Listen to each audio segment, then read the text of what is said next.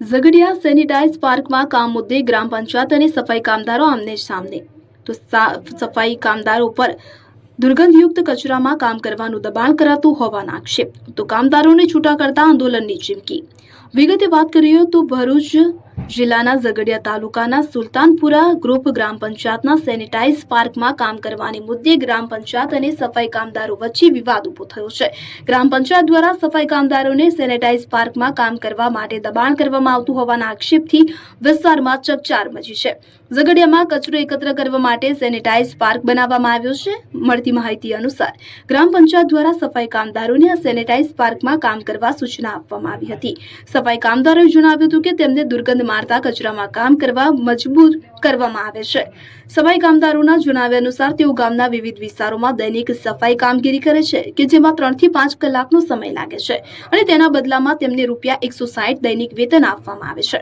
કામદારોનું કહેવું છે કે તેઓ છેલ્લા 10 વર્ષથી વધુ સમયથી સફાઈ કામદારો તરીકે સેવા આપી રહ્યા છે। કામદારોનો આક્ષેપ છે કે સેનિટાઇઝ પાર્કમાં કામ કરવા ઇનકાર કરતા ગ્રામ પંચાયત દ્વારા તેમને તારીખ 6 જાન્યુઆરીથી કામ પરથી છૂટા કરવામાં આવ્યા છે, જેના કારણે તેમના પરિવારના ગુજરાન પર અસર પડી રહી હોવાનું કામદારોએ જણાવ્યું હતું। સફાઈ કામદારોએ ચેતવણી આપી છે કે જો તેમને યોગ્ય ન્યાય નહીં મળે તો તેઓ ગ્રામ પંચાયત સામે આંદોલનનો માર્ગ અપનાવશે। અબ્દુલ રઉફ ખત્રી, ઉમરલા। ઝઘડિયા સુલતાનપુરા ગ્રુપ ગ્રામ પંચાયતમાં સફાઈ કામદાર તરીકે ફરજ બજાવીએ છીએ। છેલ્લા 10 થી 15 વર્ષથી અમે ફરજ બજાવીએ છીએ।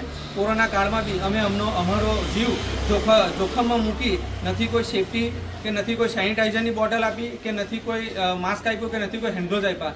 તેવી પરિસ્થિતિમાં બી અમે ગામની કોઈ બહાર નહોતું નીકળવું તેમાં અમે ગામને સહકાર કરેલો છે અને સફાઈ આપેલી છે।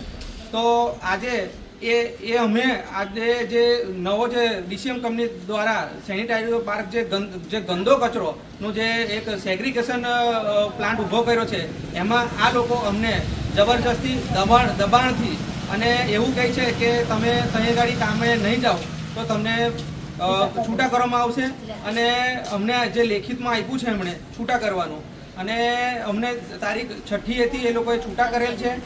હવે અમે આટલા સમયથી ગામમાં જે સેવા આપી છે, જે અમે કામ કરેલું છે અને હવે અમે અધવચ્ચે આ લોકોએ અમને જે છૂટા કર્યા છે, અમારા નાના બાળકો છે, અમારી ગુજરાન ચલાવવા માટે જો અમને યોગ્ય ન્યાય નહીં મળે તો અમે ગ્રામ પંચાયત સામે આંદોલન કરીશું અને જો આંદોલનથી કામ અમને ન્યાય નહીં મળે તો અમે 11 જણ આત્મવિલોપન કરીશું। બરાબર।